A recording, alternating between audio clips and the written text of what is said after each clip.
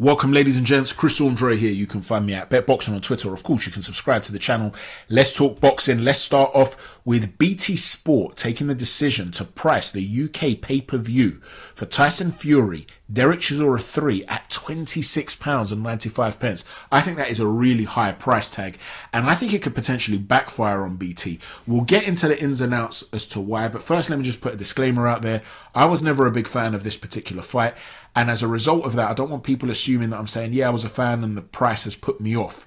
In the interest of fairness, I have to say that there's an existing bias, so to speak, in the sense that I never really liked the fight. Now, that doesn't mean I'm biased against Fury or Chisora or BT or anybody involved. I just mean that my opinion on the fight not being a great fight had already been made up, and the reasons for that are the same as most other people's. There's no real intrigue for me. They've already fought on a couple of occasions. Tyson Fury was absolutely dominant in the second fight, and although Fury's attributes have changed slightly, maybe he's not as fluid in terms of his foot speed as he used to be, he's now a much more destructive puncher under Sugar Hill Stewart. His punching technique has improved, particularly with the right hand. So in the same way that Floyd Money Mayweather was different to Pretty Boy Floyd, the younger version of himself, he had other wrinkles to his game that Pretty Boy didn't have. Both of them were elite level fighters. If they were two separate guys, they were elite level fighters. They were just a little bit different. Same thing sort of applies to Tyson Fury. The Fury that beat Chisora the second time is a bit different to the Fury that most recently fought Dillian Whyte, but they're both elite level heavyweights. Whereas you can't say that about Chisora. You're not talking about an evolution. You're talking about a decline when it comes to Del. His feet have slowed. He absorbs a lot more punishment. So I'm just not sold on the fight. Now, unlike other channels and other pundits who are brilliant at what they do, I've not been as bullish against the idea of Fury taking a tune-up fight. A lot of people felt that he should have made the Anthony Joshua fight, come what may, regardless of who was at fault at that.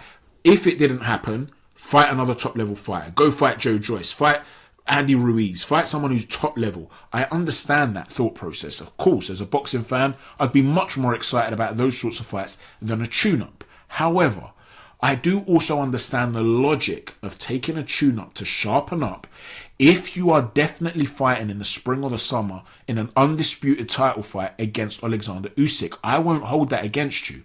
It's just the choice of the tune-up that I'm not excited about.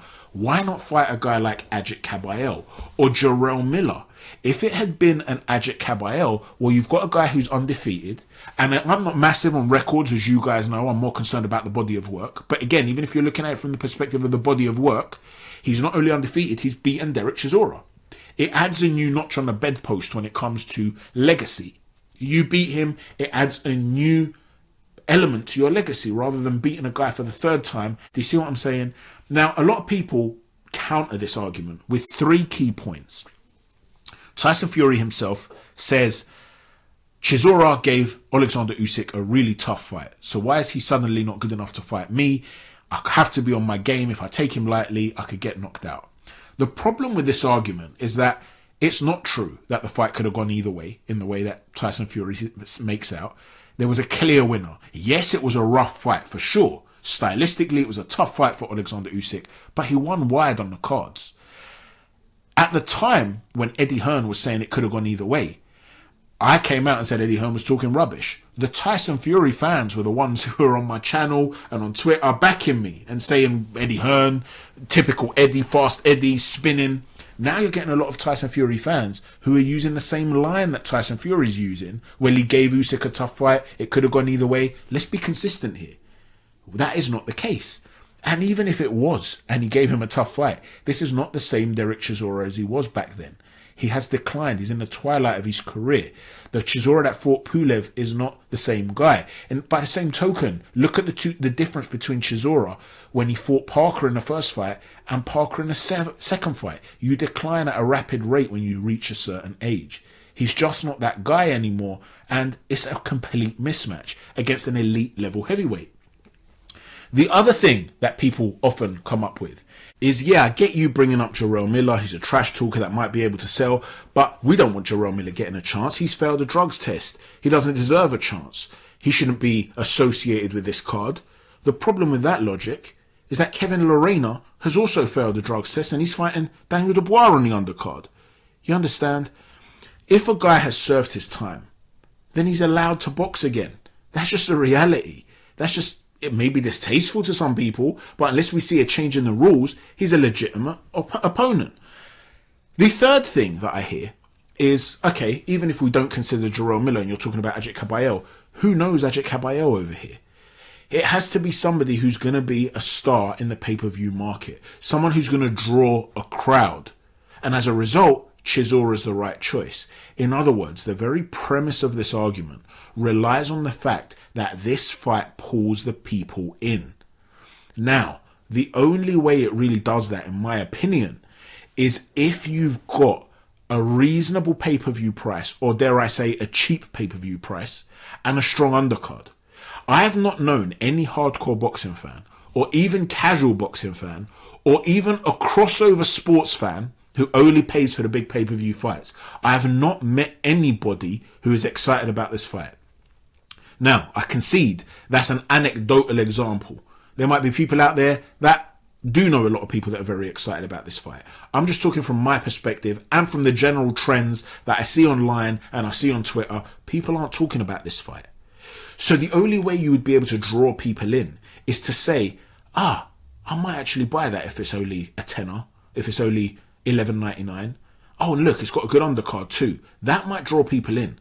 But $26.95, when you're talking about the environment that we're in, you have to place it into context as well.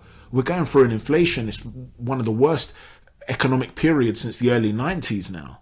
Like, the UK's in serious trouble. There are a lot of people who are in serious trouble, guys, financially speaking. They don't have great disposable income. They're having to make difficult choices when it comes to food and heating and things like that. They don't have much disposable income. So when you don't have much disposable income and you are currently competing with the World Cup as a sporting event, because if people have limited disposable income, trust me, the average fan, sports fan, is going to be going to the pub potentially to watch England, who just put in a brilliant performance against Iran, scoring 6 goals, beating them 6-2. Wales, who had a really combative and spirited performance in the second half to come back and level against the USA. So 2 home nations are in the World Cup. Their fans are going to be going and spending a lot of money on alcohol, watching these sorts of matches. How many of these people are going to say, you know what, I'm not a massive boxing fan, but I really can't wait to see Tyson Fury, Derek Chisora, so I'm willing to spend my limited disposable income on that sort of fight? I really doubt it. The timing is all wrong. So for me, I think BT have made a real mistake here, an error, and it could backfire in terms of the numbers. Let me know what you think about this. Is the pay-per-view price too high? If they are going to make it pay-per-view, would it have attracted more people had it been a low price? Alternatively, if he was looking for a tune-up and he was going to fight somebody who was no great shakes, would it have been better to find an alternative to Derek Chisora? And would that have sold better on pay-per-view at a lower price compared to Chisora at $26.95 in the current climate and in the current position of his career? Let me know what you think, ladies and gents. Thank you all for watching. Please don't forget to hit a stiff jab on the like button, a right cross on the subscribe button, and an uppercut on the notifications button. Thanks for watching. Chat to you soon. Take care. God bless.